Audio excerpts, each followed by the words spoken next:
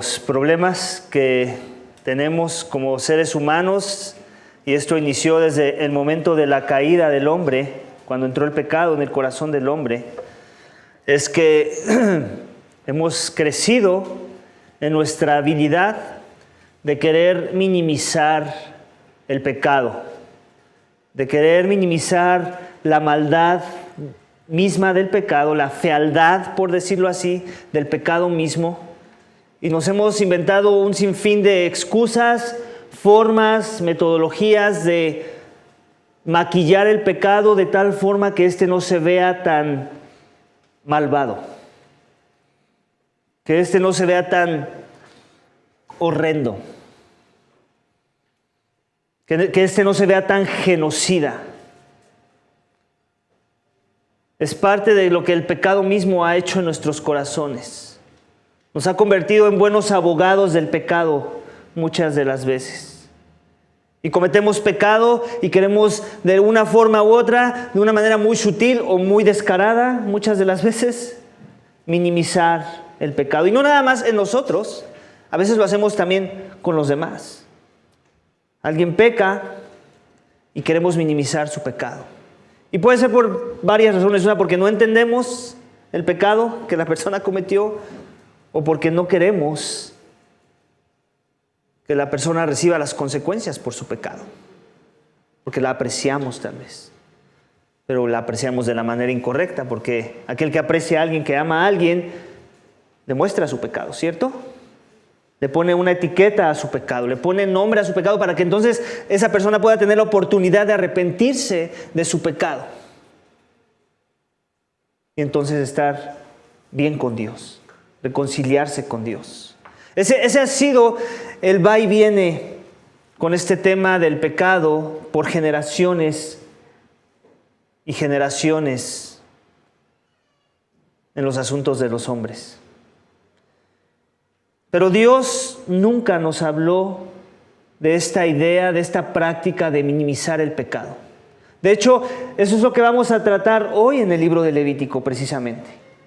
Dios no quiere que veamos el pecado como un inconveniente, como algo que simplemente sucedió, como algo de lo que simplemente nos tenemos que apartar. Él quiere que odiemos el pecado, que en verdad lo veamos como algo horrendo, que trae consecuencias severas, que no es neutral ante su persona, que en verdad le ofende, que es muy grave.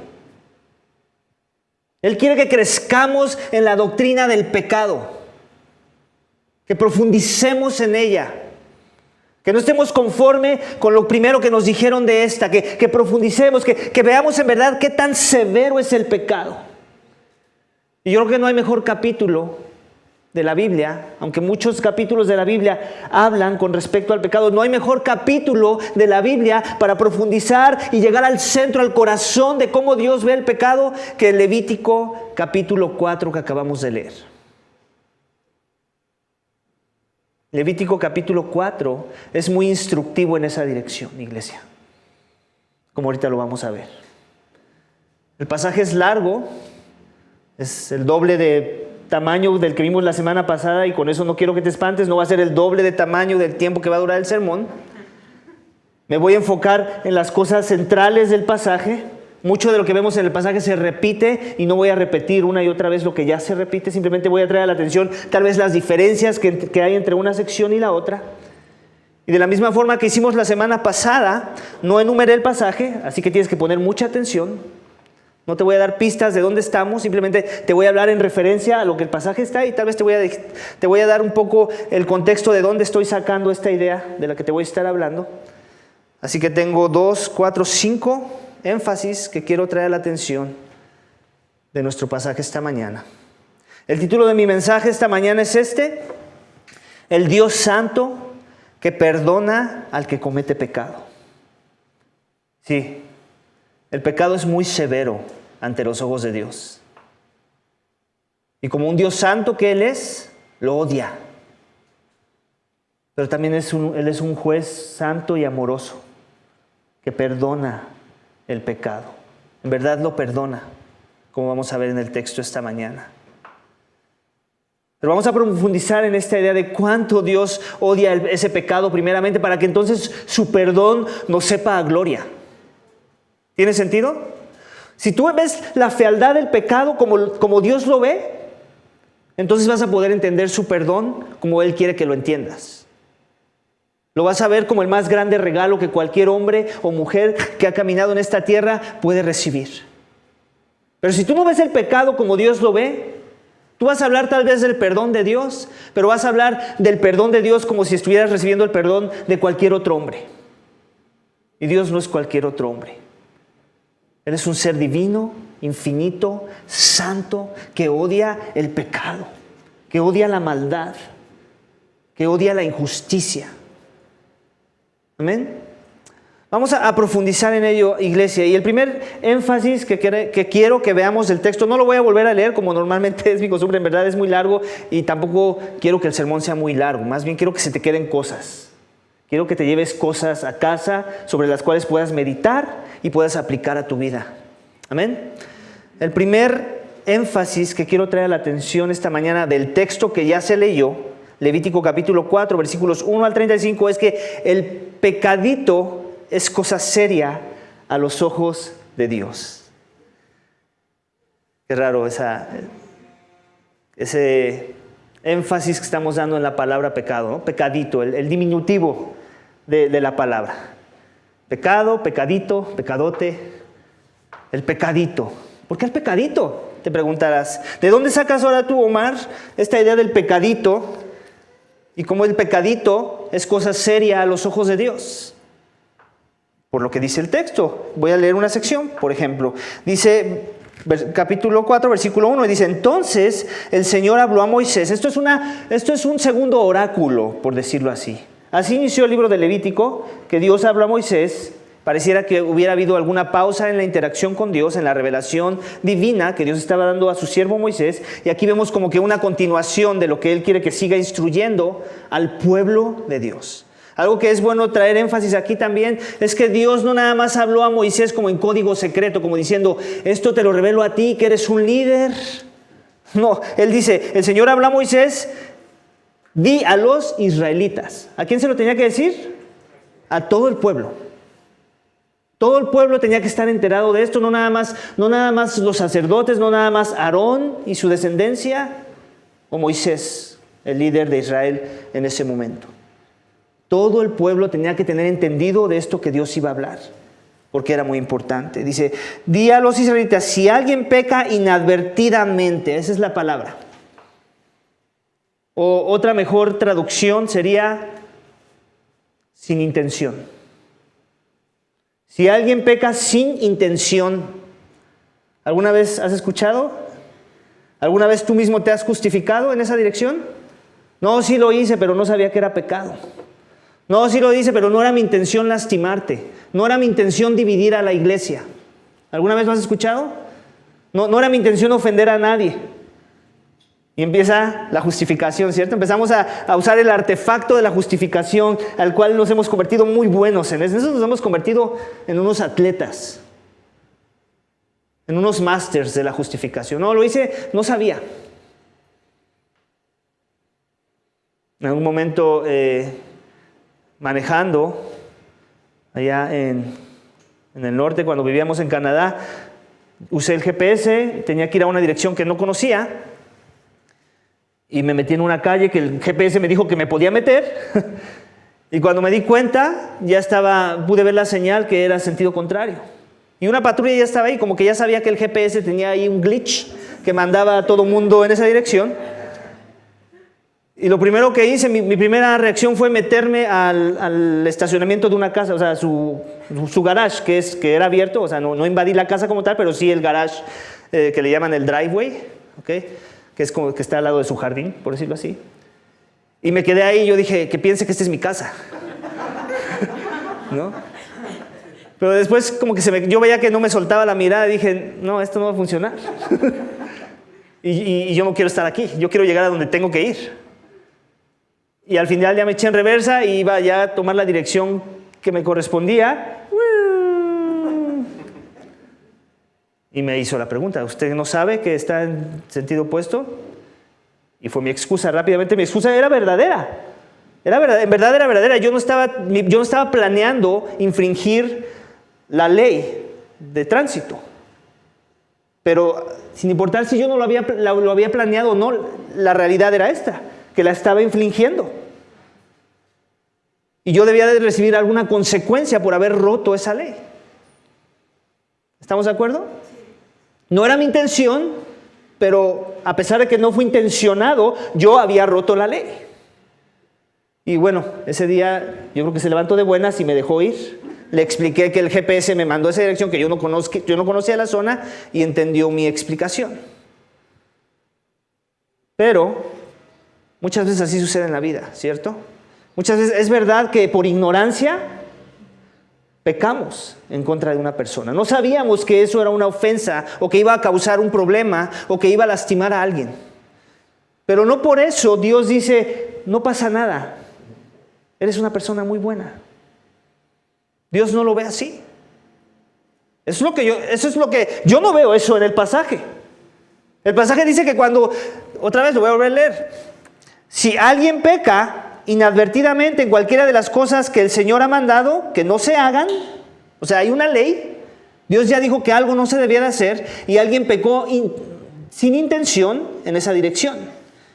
¿Qué es lo que dice que hace?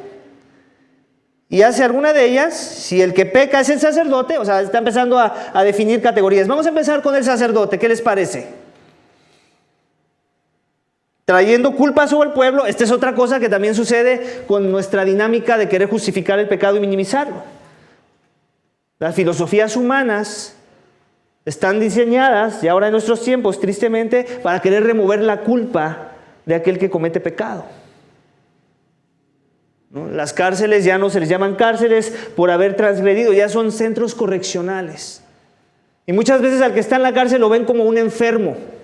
Es un enfermo que necesita rehabilitación, por eso hizo eso que hizo. Está enfermo. Y es una forma de minimizar el pecado de los corazones de las personas. Muchos de ellos sí están enfermos, no vamos a decir que no sucede, pero la mayoría no lo están. La mayoría planearon el pecado o cometieron pecado intencionalmente, pero trajo daño. En verdad trajo un mal a la persona o a las personas o a una sociedad. Y hay una culpa adherida al pecado siempre. Eso es algo bueno que Dios puso, que sientas culpa por el pecado. Y quiere elevar el estándar, ¿te das cuenta? Aquí le está diciendo, tú que eres el sacerdote, si tú pecas, traes culpa sobre el pueblo. El sacerdote debía ser una persona de influencia sobre el pueblo, una persona que guardara un carácter recto, digno de ser imitado. De forma que cuando el sacerdote pecara, no nada más estaba trayendo culpa sobre su persona, estaba trayendo culpa sobre todo el pueblo. ¿Te das cuenta cómo veía ya el pecado Dios desde esa perspectiva? El pecado no intencionado del sacerdote. No pierdas esta parte, es bien importante. Es el pecado no intencionado. Vamos a ver cómo Dios quiere que el sacerdote lidie con ese pecado. Dice, trayendo culpa sobre el pueblo, que entonces ofrezca al Señor. ¿A quién tiene que ofrecer el sacrificio? Al Señor. Que entonces ofrezca al Señor un novillo sin defecto como ofrenda por el pecado. O sea, un sacrificio por el pecado que ha cometido. Y dice, traerá el novillo. ¿Qué es un novillo? Es un toro. Traerá el novillo a la puerta de la tienda de reunión, o sea, a la entrada donde está el tabernáculo, delante del Señor, pondrá su mano sobre la cabeza del novillo. Ya explicamos en las veces pasadas lo que eso simboliza. Es como una transferencia simbólica del pecado que él cometió, se transfiere al novillo ahora y lo degollará delante del Señor. Y el mundo de nuestros días se rompe las vestiduras. ¿Cómo? Si no fue intencional. Pecó, pero no fue intencional. No era su intención pecar. ¿Por qué tiene que haber derramamiento de sangre? ¿Por qué tiene que haber muerte? ¿Por qué se tiene que aplicar la condena por el pecado? La paga del pecado es muerte. ¿Por qué? Suena muy severo. Suena como un Dios muy iracundo. Así suena ante los ojos del mundo. Pero ante los ojos del pueblo de Israel, lo que Dios quiere que ellos aprendan es que Dios es santo. Que Él en verdad odia el pecado. Él odia el pecadito. O a lo que nosotros queremos llamar pecadito, que no fue intencional. Y si Él odia el pecadito a ese nivel que demanda la muerte del que lo comete, ¿cuánto más odia el pecadote? ¿Cuánto más odia eso que hasta el Chapo llamaría pecado? Es importante que hagamos ese paralelismo para que entendamos el carácter de Dios. Yo no puedo adorar a Dios correctamente si no entiendo su carácter, y su posición con respecto a la transgresión, al pecado mismo. ¿Qué tanto es su odio en contra del pecado? Que si pecas sin intención, aún demanda la misma muerte que demandaría por el pecadote, que cualquiera de nosotros juzgaría sin problema esta mañana. No sé, un asesinato, una violación, un secuestro. Me espantaría mucho que tú no condenaras un pecado así esta mañana y que no le llamaras pecado, que no le llamaras algo malo. Y aún muchos de nosotros, sin ser Dios, no veríamos mal la pena de muerte ante ese tipo de pecados, ¿cierto? ¿Por qué? Porque hemos sido creados a la imagen y semejanza de Dios. Queremos justicia. Tenemos tintes de sed de justicia, a pesar de que el pecado ha corrompido nuestra moral. Hay cosas de la moral que todavía funcionan por ahí. Y por eso hay jueces que, aunque no son cristianos, son medio justos por ahí, que han sido creados a la imagen de Dios. Pero Dios es más justo que todos esos jueces. Y Él ve el pecadote como muy severo, como muy malo, digno de muerte. Y Él ve el pecadito, ese que se cometió sin intención, como muy severo, como muy digno de muerte.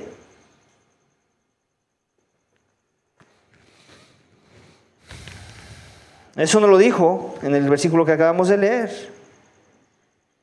Pero también lo vemos en el versículo 14, cuando se llegue a saber el pecado que han cometido. Un poquito antes dice, en el 13, si toda la congregación, aquí ya está hablando no nada más del sacerdote, sino de toda la congregación, está hablando de otro rubro, ¿no? Vamos a hablar de otro perfil que potencialmente puede pecar, y está hablando de toda la congregación, de toda la asamblea, ¿ok? Todo Israel. Si toda la congregación de Israel es la que comete error, aquí la mejor traducción sería otra vez la misma. Si peca sin intención o no intencionadamente. Sigue siendo la misma. En todos esos se repite la misma frase. Aquí no sé por qué los traductores hicieron eso de estar cambiando las palabras, pero es la misma palabra. Si peca sin intención toda la congregación, se demanda otro novillo. Y después hay otra sección donde dice, cuando es un jefe, versículo 22, el que peca inadvertidamente o sin intención, ¿qué se demanda? Un macho cabrío sin defecto. Así como que aquí ya bajó el precio del pago por el pecado. Si era el sacerdote ungido, era un ovillo, había que traer el toro. Y ya hemos hablado del valor de los animales en ese contexto en el que ellos se encontraban. O sea, la ofrenda que tenían que ofrecer no era nada barato, no era nada que tuvieran ahí amarrado en su corral. Era algo que costaba. Para el sacerdote un ovillo, para toda la asamblea un ovillo, para un jefe de la nación, o sea, un líder, un hombre de influencia, se demandaba también algo, como un cordero, un cabrillo. Un cabrío, sin defecto. Y también vemos la última sección, versículo, en el versículo 27, y si es alguien del pueblo el que peca inadvertidamente, haciendo cualquiera de las cosas que el Señor ha mandado, otra vez, inadvertidamente, sigue siendo la misma palabra, sin intención, ¿ok? Dice, su ofrenda, traerá como su ofrenda una cabra sin defecto por el pecado. Y más adelante también les da la opción de un cordero, o cabra o cordero. Alguien del pueblo, en una mejor traducción, un hombre común. O sea, alguien que no es un jefe, alguien que no es un sacerdote, un hombre común. Alguien que no necesariamente está en una posición de influencia o de liderazgo. También tiene que traer sacrificio si peca sin intención. ¿Te das cuenta? Ahora hace sentido el énfasis que estoy dando en el sermón. El pecadito es cosa seria a los ojos de Dios. ¿Y cuál es la esperanza que Dios tiene cuando entendemos esto a la luz de Levítico 4? Que ya crezcamos en no tratar de minimizar el pecado tanto en nosotros primeramente, pero también hacia los demás. Hacia aquellos que dicen ser pueblo de Dios y aún a los que no lo son. Que veamos el pecado como Dios lo ve, como algo serio, como cosa seria. El pecado es cosa seria delante de los ojos de Dios. Cada que veo pecado, aun si es sin intención, yo le debo decir a la persona, ¿tú sabes que el pecado es cosa seria? No, pero que no fue mi intención, no me importa, es cosa seria. Dios lo dice y yo lo quiero creer. Y quiero que ese sea el estándar de santidad que todos tenemos que vivir. El pecado es cosa seria. Y Dios demanda la muerte. ¿Quedó claro ese énfasis ahora, iglesia? Amén. Vamos al siguiente énfasis. Todo el que comete pecadito amerita la muerte. Bueno, ya se resolvió esa parte. Ya me adelanté. Todo el que comete pecadito amerita la muerte. Todo. El sacerdote, toda la asamblea, un jefe o el hombre común. Tú y yo caeríamos en esa categoría. El hombre común. Amén. El siguiente énfasis es este: la consecuencia por tu pecado es proporcional a tu posición de influencia. Más o menos también ya te manejé una idea. El sacerdote, ¿qué tuvo que sacrificar? Un novillo. Toda la asamblea, o sea, un grupo de gente, todo el pueblo de Israel, pecó inadvertidamente o sin intención. ¿Qué tuvo que ofrecer? Un novillo.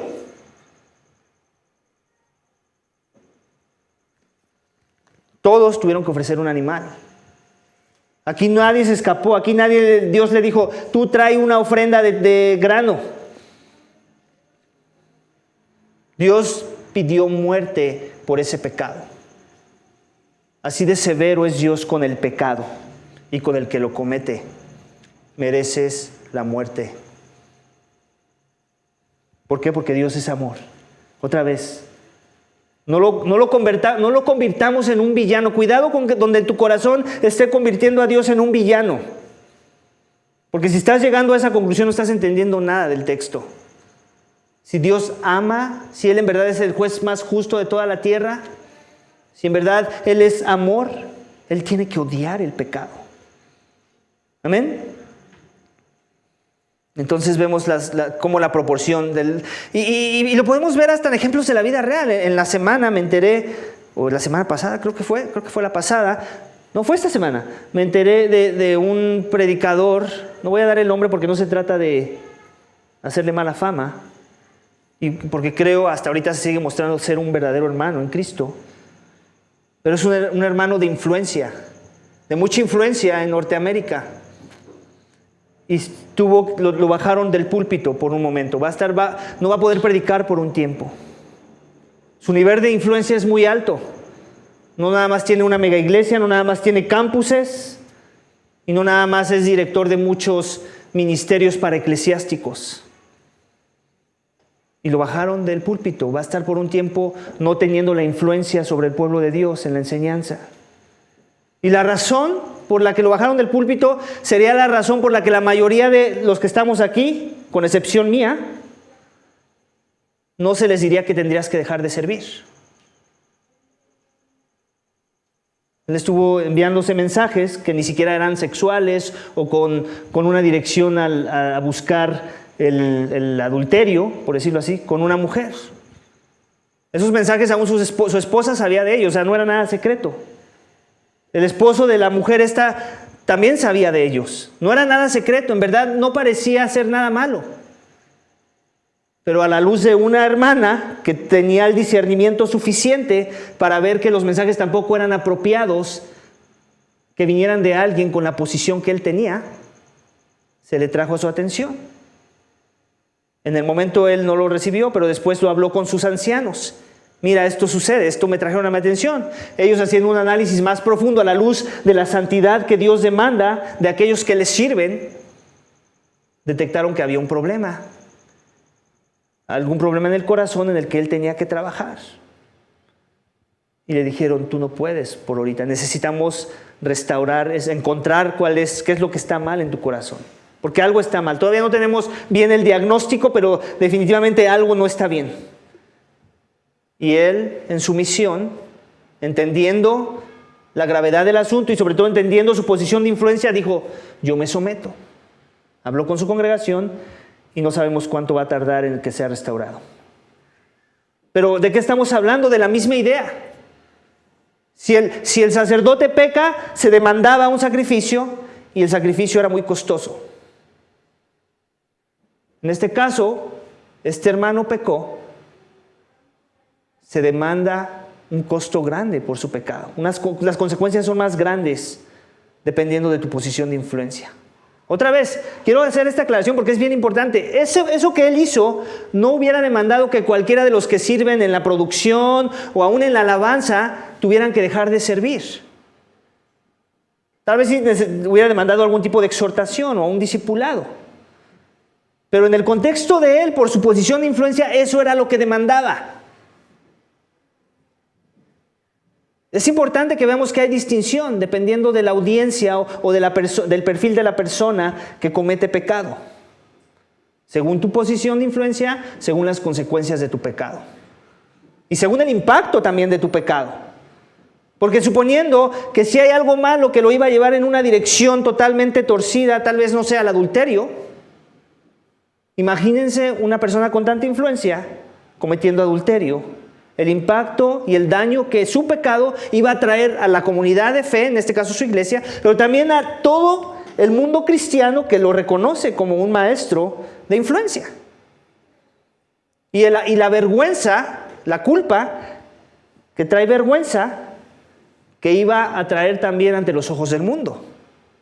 Con todo eso ya lo están juzgando, déjame te digo, tristemente.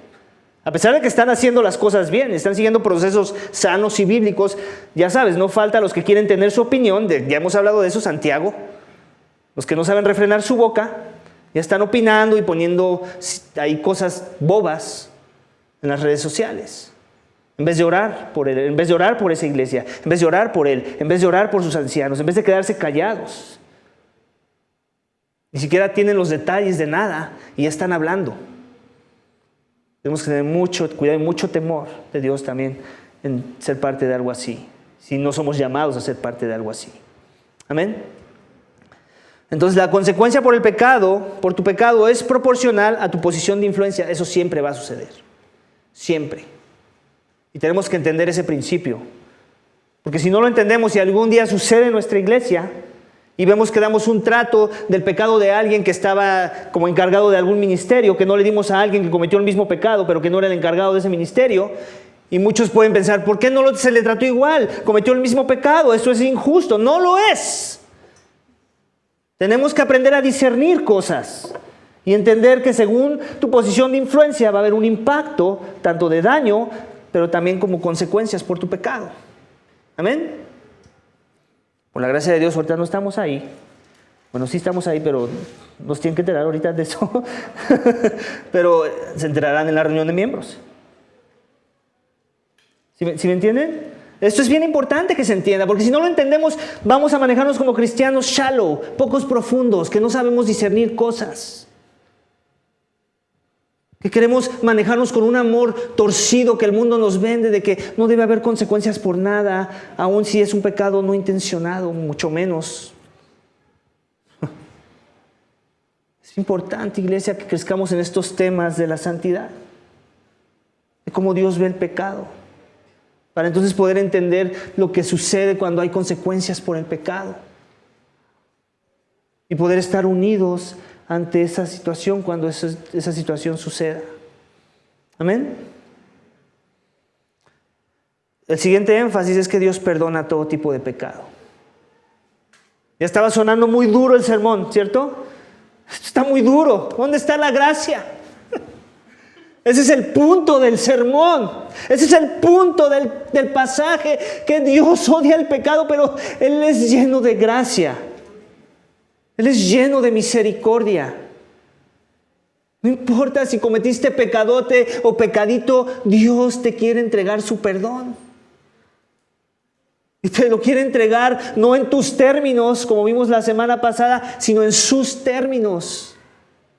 Él quiere en verdad reconciliarte a pesar de... Quiere comunión contigo a pesar de tu pecado. Sin importar si este fue sin intención o con toda la intención y con toda la maldad. Dios perdona todo tipo de pecado. Y ese es el énfasis de la repetición del texto. ¿Puedes ver un énfasis en la repetición de una palabra? ¿Cuál sería? Versículo 20. De esta manera hará con él, o sea, refiriéndose al animal, así el sacerdote hará expiación por ellos y ellos serán perdonados. O sea, ¿para qué es todo este merequetengue, toda esta receta de cómo es que hay que matar al animal? ¿Con qué fin? Con el fin de obtener el perdón de pecados. Dios quiere perdonar el pecado en el corazón de su pueblo. En verdad lo quiere hacer. Pero Él quiere que creas el medio a través del cual Él lo quiere hacer. Y si tú no crees el medio y que el medio es suficiente para perdonar tu pecado, entonces tú no eres digno de ser perdonado. Porque Él quiere que creas su palabra. Él quiere que el pueblo de Israel crea en su palabra. Él quiere que toda esta incomodidad que les estaba generando de seguir instrucciones y de tener que preparar un animal para el sacrificio, en verdad va a ser tomada en cuenta para el perdón de pecados. Y vemos ese énfasis después de cada ofrecimiento. Versículo 31, al final del versículo, dice: así el sacerdote hará expiación por él y será perdonado. Versículo 35, al final del versículo: así el sacerdote hará expiación por él, por el pecado que ha cometido, y será perdonado. ¿Se dan cuenta? Y será perdonado, y será perdonado. ¿Cuál es el énfasis? ¿Por qué tanta sangre? ¿Por qué tanto sacrificio? ¿Por qué tanta mortandad? Para que entendamos que Dios odia el pecado, pero también entendamos que Él es misericordioso y el pecado será perdonado cuando creemos en el medio por el cual Él va a otorgarnos el perdón de pecados.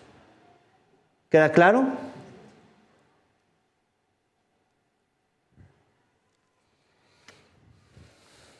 Por último, el último énfasis del texto y con el cual podemos tener la aplicación centrada en el Evangelio es que solo en Jesús. Entonces Dios perdona a todo tipo de pecador, ¿cierto? Bueno, antes de eso, Dios perdona a todo tipo de pecador, ¿cierto? No importa si eres el sacerdote ungido o toda la asamblea o un jefe con influencia o el hombre común. Todo tipo de pecador Él perdona. Obviamente las demandas del sacrificio eran distintas con uno o con el otro. Al final el resultado tenía que ser el mismo: sacrificio, muerte y perdón de pecado. Derramamiento de sangre y perdón de pecado. Todo tipo de pecador puede ser perdonado esta mañana. Tal vez Satanás te está queriendo nublar tu mente esta mañana y te está diciendo: sí, todo tipo de pecador menos tú. Todo tipo de pecador a menos tú que cometes ese pecado. Menos tú que ocultas esto, que eres un hipócrita, una hipócrita. Si tú crees esa mentira, te estás perdiendo el corazón del pasaje. Dios perdona todo tipo de pecado. El pecadito y el pecadote. Ese que ves horrendo, ese que te trae culpa y que te avergüenza.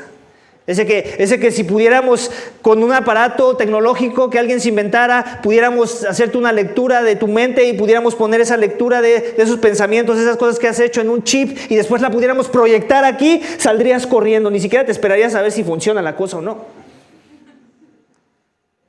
Saldrías corriendo.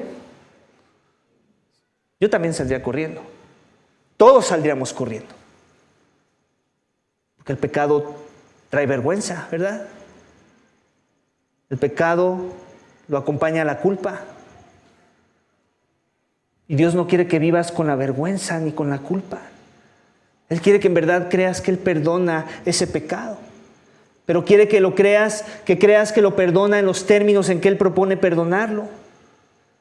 Y ese es el último énfasis en nuestro texto esta mañana, que solo en Jesús hay perdón de pecados.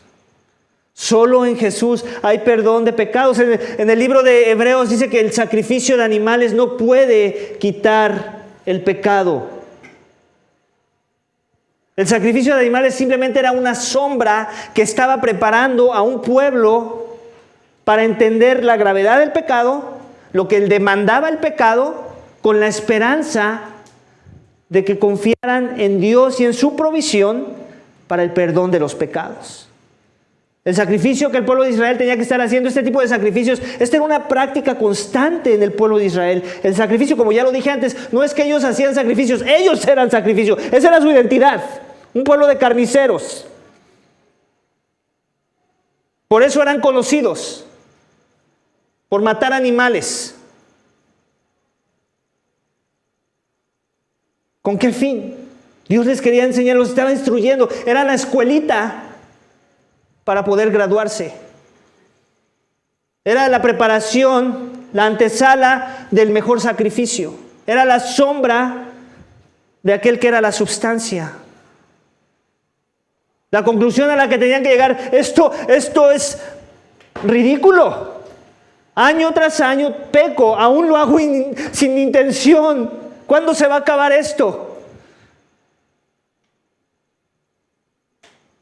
Necesito algo mejor. Algo mejor que matar un animal año tras año. Algo mejor que ofrecer un animal año tras año. Y Dios quería provocar eso. Que vieran su necesidad de algo mejor. Algo que en verdad trascendiera el sacrificio mismo. La sombra del sacrificio no era suficiente en un animal.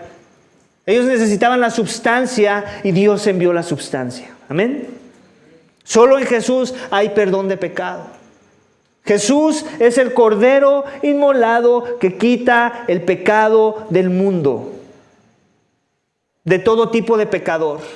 De todo tipo de pecado. No importa si es un pecadote o si es un pecadito, si lo premeditaste o fue sin intención de quererlo hacer. Todo tipo de pecado demanda la muerte. Jesús padeció la muerte. Todo tipo de pecado es condenado. Jesús fue condenado en tu lugar y en mi lugar por nuestros pecados. Todo tipo de pecado demanda un sacrificio que termina en derramamiento de sangre. Jesús derramó su sangre. Todo tipo de pecado puede ser perdonado. Jesucristo dijo, tus pecados te han sido perdonados. Se lo dijo a aquel que trajeron en una camilla, que era un paralítico. Se lo dijo a una mujer en el pozo.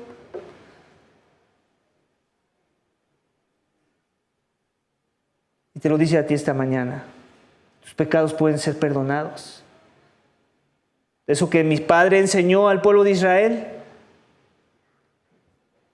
soy yo.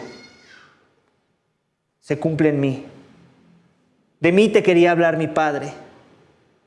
Esos sacrificios simplemente simbolizaban algo mejor, apuntaban a algo mejor, a algo en verdad efectivo que no se tenía que hacer año con año. Él se ofreció una vez y para siempre para el perdón de nuestros pecados, dice el libro de los Hebreos. Una vez y para siempre. Acabó con la rutina, cumplió, en Él se cumple la ley. Otra vez, cuando hablemos de que Cristo cumplió la ley, sí, en parte cumplió la ley moral, pero no se limita en la ley moral, se limita en la ley que estamos leyendo en este preciso momento. Él cumplió el sacrificio perfecto. Él es el que otorga en verdad el perdón de pecados. En Él se cumple esa declaración y sus pecados serán perdonados. Tu pecado esta mañana puede ser perdonado, créeme. No es broma. Dios instituyó el sistema de sacrificios para hablarnos de su perdón. Y Dios envió a su Hijo para consumar el perdón en los corazones de los pecadores. Mi esperanza esta mañana es que creas en ese tipo de perdón. Pero para que tú puedas creer correctamente en ese tipo de perdón, primero necesitas ver la maldad, la fealdad de tu pecado. Necesitas ver cuánto Dios aborrece el pecado. Necesitas entender su carácter y su posición con respecto al pecado. Y si no entiendes eso, tú no eres digno de ser perdonado. Hay cosas en el cristianismo, hay cosas que hay que entender para poder recibir el perdón que Dios otorga a través de la vida de su Hijo correctamente. Y si no entiendes el pecado y la profundidad de tu pecado y la negrura de tu pecado, la fealdad de tu pecado, la maldad de tu pecado, las tinieblas de tu pecado, tú no puedes entender el Evangelio y mucho menos lo puedes recibir. Necesitas profundizar en la doctrina del pecado para que el Evangelio haga sentido a tu vida, para que el sacrificio de Cristo tenga algún significado trascendente y de mucha importancia en tu corazón. Cristo es el perdón de los pecados.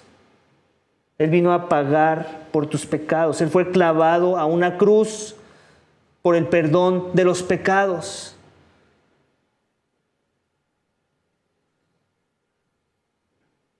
¿Crees eso, iglesia? ¿En verdad tu esperanza está en ese sacrificio? ¿En verdad el sacrificio de Cristo ha removido la culpa o vives bajo una culpa? ¿O te estás creyendo las mentiras de Satanás que no es suficiente, que hay algo más que tú tienes que hacer? Suena muy fácil, pastor. Dame un sistema de obras, dame una lista de obras. Dime qué tengo que hacer, a quién tengo que ayudar, a quién tengo que alimentar. No estás entendiendo el Evangelio si quieres una lista. Se demanda un sacrificio. Y con el sacrificio obtienes perdón de pecados. Créelo. Es tu fe en ese sacrificio lo que te va a justificar, lo que te va a otorgar el perdón, lo que te va a preparar para estar listo ante la presencia de Dios. Porque aquel que era muy justo, el Cordero inmolado de Dios que quita los pecados del mundo, su Hijo amado, que nunca pecó, padeció la muerte que tú merecías por tu pecado, para que su justicia fuera transferida a ti y tu maldad fuera transferida en Él, y para eso fuera puesto a muerte de cruz. Fue su sangre la que tuvo que ser derramada para que Dios pudiera perdonar tu pecado. Este Cordero no se quedó en una tumba, no se quedó en un estado de putrefacción, no se quedó muerto, sino que resucitó al tercer día. Y ahora está vivo y reina como una muestra de que la ofrenda que Él mismo propuso en su persona es una ofrenda al olor fragante a los ojos de su Padre. Como hemos estado viendo en el lenguaje de Levítico, olor fragante. ¿Por qué es olor fragante otra vez? Carne ahí machacada. Las sombras de la carne machacada es las sombras de su Hijo machacado por nuestro pecado. Y cuando confiamos en la provisión que Dios nos ha dado, cuando vemos nuestra esperanza en ese sacrificio, Dios dice, esto es olor fragante. Eso que yo ordené desde tiempos antiguos como un patrón de conducta que ellos tenían que seguir, que se iba a consumar en mi Hijo y que iba a encontrar un significado entero en mi Hijo, es olor fragante si tú lo crees. Es así como yo quiero perdonar al pecador. En mis términos, con un correcto entendimiento del pecado, de las demandas del pecado y de la reconciliación que pueda haber a través de un sacrificio por el pecado. Esta mañana, si aún no has confiado en Cristo como tu Señor y Salvador, como el pecado, como la provisión por el pecado que tú has cometido, y tú has de estar pensando, pero si mi pecado es chiquitito. Ya vimos cómo Dios lidia con el pecadito. No, mi pecado no es tan ofensivo, no es como el de Hitler. No vengamos con esas excusas. Ya vimos cómo Dios lidia con el pecado, el que no se cometió intencionalmente. Dios odia el pecado, Él odia tu pecado esta mañana, pero quiere reconciliarte con Él, quiere entregarte el perdón de ese pecado, pero es a través de los méritos de su Hijo. Amén. Vamos a orar, iglesia, para que Dios nos dé esa gracia. Padre, te damos gracias. Yo ruego para que todo el que escuchó este mensaje esta mañana primeramente crezca en su entendimiento de saber que tú odias en verdad el pecado. No importa el tamaño de no importa si no estaba malintencionado, pero se cometió, si hubo una transgresión, tú lo odias. Y tú quieres un precio alto por el pecado, la muerte misma, como se lo mostraste a Israel. Tú demandabas muerte y sacrificio. Tú demandabas derramamiento de sangre. Señor, ayúdanos a ver el pecado, la fealdad del mismo, tan grave como tú la ves, Señor, para que entonces la provisión que tú has dado, la opción de reconciliación y perdón de pecados tenga sentido a nuestras vidas y queramos confiar en el sacrificio que tú ya has provisto para nosotros poder ser perdonados. El sacrificio mismo de la sangre que fue derramada, del Cordero que derramó su sangre. Esa sangre que nos limpia, esa sangre que nos justifica, esa sangre que fue dada como pago por la transgresión. Señor, ayúdanos a confiar en tu Hijo Jesús y a ver las sombras de Levítico